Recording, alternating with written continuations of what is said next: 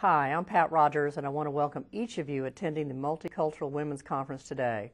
I know the agenda has been full and exciting, and I sincerely regret that I was not able to join you in person. I hope you enjoyed the dialogue during the town hall session this morning. I am quite sure that Dr. Giscombe's illuminating research on the status of women, along with Dr. Oxendine's remarks, will plant new ideas and a call to action for us as women to continue building trust in our relationships, crossing boundaries of race, gender, and culture. This is something that as women I believe we do extraordinarily well. The dream of the Women's Intercultural Exchange is to build a lasting trust across race and difference. I believe spending time getting to know someone who is different from you in some way is the only way to overcome misperceptions and fears about our differences. Differences are to be celebrated and cherished. Who would want to live in a world where everyone was the same? Not me. At Rogers, one of our core values is building relationships with integrity. This is important to our company and to me personally.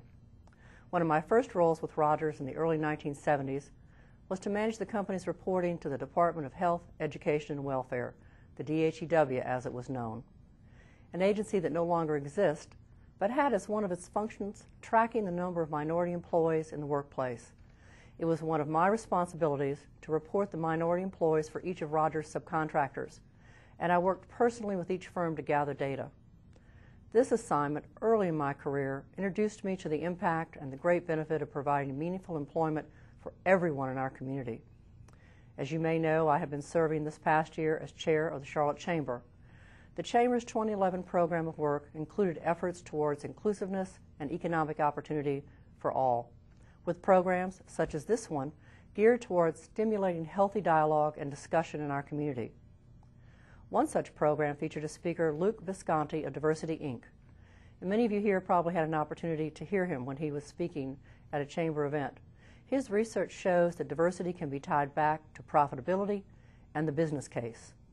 Diverse viewpoints and experience enrich our work teams and expand our potential. The vast power of diversity cannot be ignored. Relationships of trust with people who come from different backgrounds benefit our businesses, our economy, our community, and ourselves.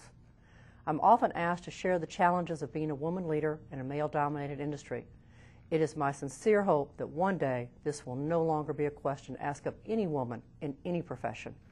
It is my hope that gender, as well as race and culture, will no longer be seen as differences that make our professions more challenging, that rather those differences are seen as assets that make an organization stronger and better.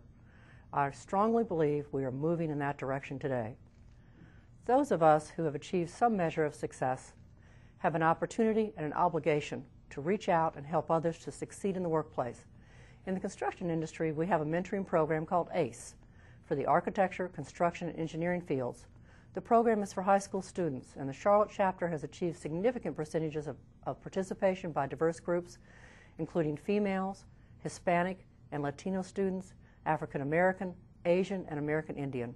I am proud that one of our women project managers at Rogers is a leader in the ACE mentoring program. The Women's Intercultural Exchange has also been a leader in connecting women of different backgrounds, ages, and cultures in mentoring relationships. I applaud the organizations that have partnered with the Women's Intercultural Exchange in their efforts to build these opportunities for dialogue and growth.